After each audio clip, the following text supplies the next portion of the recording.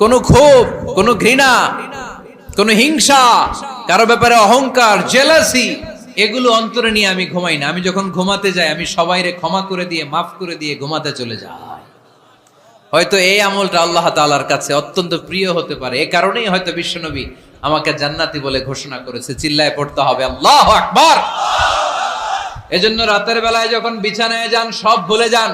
কে গালি দিছিল ভুলে যান, কে ঠকাইছিল ভুলে যান, কে অপমান করেছিল ভুলে যান, কার সাথে মারামারি হয়েছিল ভুলে যান। বিছানায় যাওয়ার আগে সবাইরে মাফ করে দিয়ে একটা প্রশান্ত আত্মা নিয়ে ঘুমাতে যান। ওই সাহাবীর মতো আপনারও জান্নাতি বানাবে কে? এজন্য আল্লাহ বললেন, আল্লাযীনা ইউনফিকুনা ফিস সাররাই ওয়াদ দাররাই ওয়াল কাযিমিনাল গায়যা ওয়াল আফিনা আনিন নাস ওয়াল্লাহু